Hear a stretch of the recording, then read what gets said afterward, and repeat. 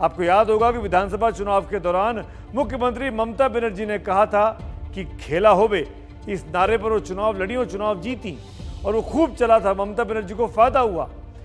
इसके बाद बीजेपी में गए टीएमसी के विधायक अब फिर ममता की शरण में वापस आने लगे हैं। ममता आज विपक्षी राजनीति की धुरी बनकर केंद्र सरकार पर शिकंजा कसना चाहती हैं, तो उनके भतीजे अभिषेक बनर्जी पर ईडी का शिकंजा कसता जा रहा है। 20,000 करोड़ के कोयला घोटाले की आंच अभिषेक तक ही नहीं बल्कि उनकी पत्नी रुजिरा तक भी पहुंच चुकी है। तो क्या अब राजनीति में दिल्ली में खेला पार्ट 2 शुरू हो गया है?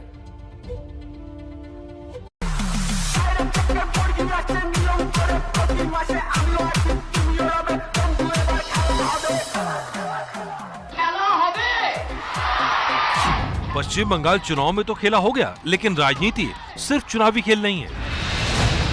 ममता बनर्जी के भतीजे और टीएमसी महासचिव अभिषेक बनर्जी की दिल्ली में पूछताछ बता रही है, कब क्या खेला हो जाए कहना मुश्किल है। मैं कोई भी इन्वेस्टिगेशन फेस करने के लिए तैयार हूँ। भाई वो अपना काम कर रहे हैं, हम यहाँ पे आए, यहाँ जो ऑफिसर्स हैं उनकी जांच करें। इन्वेस्टिगेटिंग अपनी काम कर रही है और देश का नागरिक के हिसाब से हमको सबका उनका कोऑपरेट करना चाहिए। मैं इसलिए वहाँ पे आई, बाकी उनका काम है और देश की जनता तय करेगी। मामला कोयला घोटाले से जुड़े 20,000 करोड़ की रकम का है, जो पश्चिम बंगाल चुनावों में मुद्दा भी बनी। उस वक्त भी अभिषेक की पत्नी रुचिरा और रुचिरा की बहन मेनका से भी पूछताछ हुई। इस बार भी 1 सितंबर को रुचिरा को दिल्ली बुलाया गया था, पर कोरोना के नाम पर रुचिरा दिल्ली नहीं आई। यही वजह है ममता परिवार बीजेपी के निशाने पर है। एजेंसी को कुछ मिला है तभी उसको बुलाया है, और जब चोरी हो, कोयला चोरी हो, कैटल स्मगलिंग हो, बालू स्मगलिंग हो, इसमें अगर किसी को बुलाया जाता है तो प्रतिहिंसा का नाम उठता है। तो ये राजनीति में चलते रहता है हिसाब। रुचिरा और अभिषेक का कोयला घोटाले से नाम जोड़ने की कड़ी बना है विनय मिश्र। कोयला घोटाले का मास्टरमाइंड है अनूप मांझी। अनूप मांझी और लाला का दाहिना हाथ विनय मिश्र। आरोप है कि विनय मिश्र के सीधे रिश्ते अभिषेक बनर्जी से। इतना ही नहीं, विनय मिश्र के जरिए विदेशों में फर्जी खातों में पैसे जमा हुए। इन्हीं खातों का कनेक्शन रुजिरा और मेनका से है। एबीपी न्यूज कोयला घोटाले का मास्टरमाइंड मांझी के गांव तक भी पहुंचा था। वहां अनूप मांझी का खौफ सामने आया था।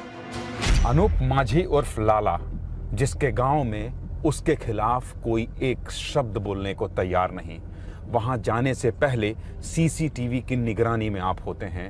उस गांव भमुरिया जा रहा है एबीपी न्यूज। एबीपी न्यूज ने अनूप मांझी के एजेंटों के जरिए दिखाया था कि कैसे अवैध कोयले का कारोबार होता था। ये जितना चिमनी भट्टा चल रहा है, बड़ा बड़ा जो पाइप वाला दिख रहा है, हाँ। वो टोटल सब अवैध कोयला लेता है। तो अवैध देता कौन है? अरे देने वाला साइकिल वाला है। साइकिल वाला को जितना साइकिल वाला है सब पुलिस सेटिंग है, हाँ। कोयला घोटाले के तार पश्चिम बंगाल, बिहार, झारखंड और उत्तर प्रदेश से जुड़े हुए हैं। करीब 50,000 लोग मास्टरमाइंड अनूप मांझी के लिए काम करते थे। करीब 2 दर्जन कोयला कंपनी और फैक्ट्रियां लाला के नाम पर हैं। घोटाले के पैसे से जमीन, फ्लैट, होटल, मॉल और रिसोर्ट खरीदे गए। ममता बनर्जी को पीएम पद के लिए विपक्ष का मजबूत दावेदार माना जा रहा है। ऐसे में ममता के परिवार पर ईडी की कसते शिकंजे से सवाल उठ रहा है, क्या लोकसभा चुनाव से पहले ही खेला हो जाएगा?